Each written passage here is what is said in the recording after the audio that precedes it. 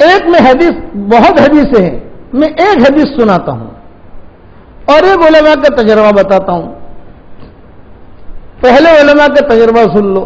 کبھی بھی کسی ظالم صاحب کا معاملہ پڑے نا، آدمی بیچارہ پھنس جاتا ہے، سامنے والا ظالم ہے، تو علماء نے لکھا ہے کہ تم جو ہے اس کے پاس جانے سے پہلے یا عزیز و 7 مرتبہ پڑھ لو تو اللہ اس کی زبانی بند کر دے گا. کبھی کوئی وکیل ظالم ہوتا ہے، کبھی کوئی جج ظالم ہوتا ہے، کبھی کوئی مارنے والا ظالم ہوتا ہے، لیکن ظالم وہ ظالم ہو اور آپ مظلوم ہو تو یہ نہیں کہ ایک آدمی نے چوری کی اور پولیس والے لے گئے اور پولیس والوں سے ڈنڈے مار رہے اور آپ جا کر کہہ رہے صبر کر اللہ کی مدد تیرے ساتھ آئے گی. ارے تو نے تو پہلے چوری کی ہے، تو اس کو صبر نہیں کہتے.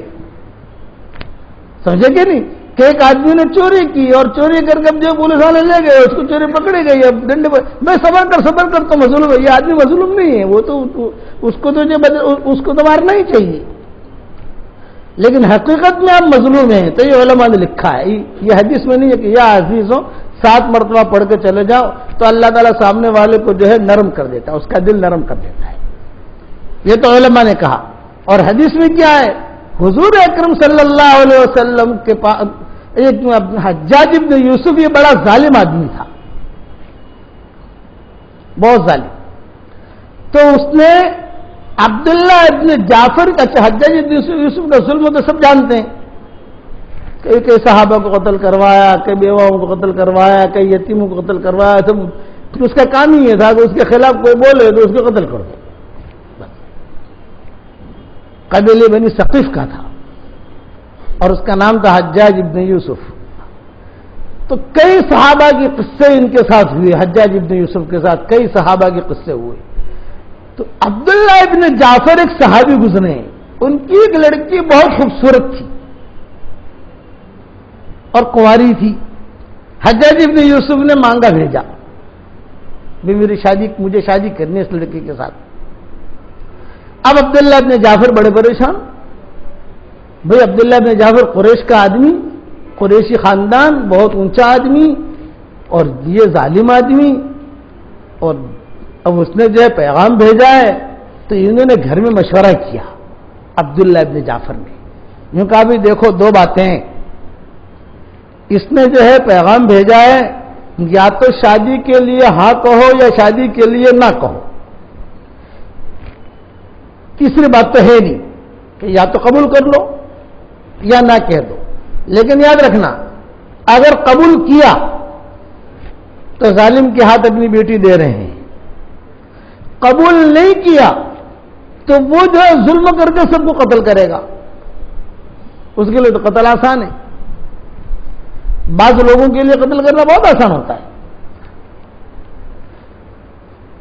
چنانچہ روایتوں میں یہ ہے کہ عبداللہ ابن جعفر نے اس بچی سے پوچھا کہ بیٹی تمہارا کیا رائے ہے؟ تو اس نے کہا ابا جان، یعنی ساری دنیا جانتی ہے کہ یہ آدمی خراب ہے، ظالم ہے، اور اب مجھے اس کے حوالے کرو. تو عبداللہ ابن جعفر نے ایک بات اور بتائی کہ دیکھو، میں نے حضور صلی اللہ علیہ وسلم سے سنا ہے کہ اگر 2 مصیبتیں سامنے کھڑی ہوں، 2 مصیبتیں ہوتی ہیں نا کہ ایک مصیبت یہ ایک مصیبت یہ، دونوں میں سے مصیبت آدمی کو لینی ہے، دونوں میں سے یہ چھوٹے گا نہیں، یا تو یہ لے یا یہ لے.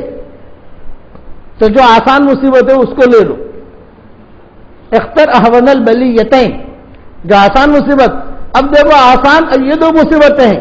کیا مصیبت ہے کہ یا تو حجاج کے ساتھ شادی کر دو، یہ بھی ایک مصیبت ہے، یا حجاج کے انکار کرو تو یہ بھی ایک مصیبت ہے.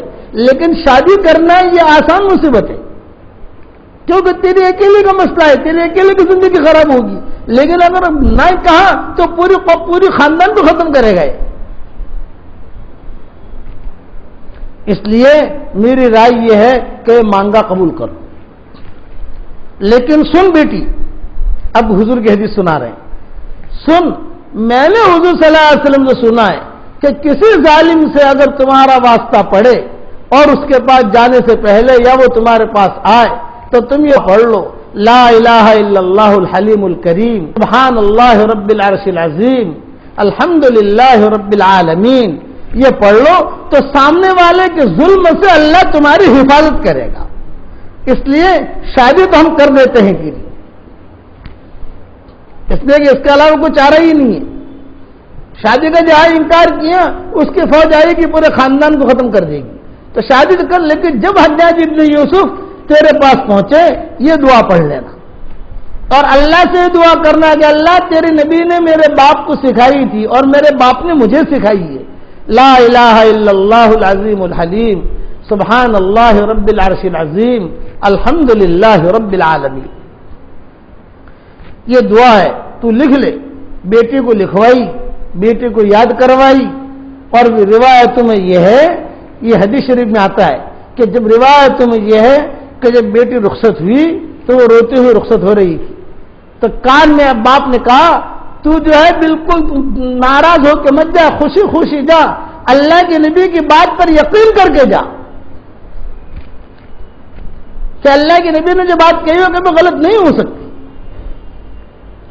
خیر شادی ہو گئی, رخصتی ہو گئی, حجاج ابن یوسف کے گھر دلہن بن کے پہنچ گئی. اور حجاج ابن یوسف جو رات میں داخل ہوا تو فوراً سے لڑکی نے اللہ کے سامنے کہا کہ تیرے نبی نے میرے باپ کو یہ دعا سکھائی تھی اور میرے باپ نے مجھے سکھائی ہے.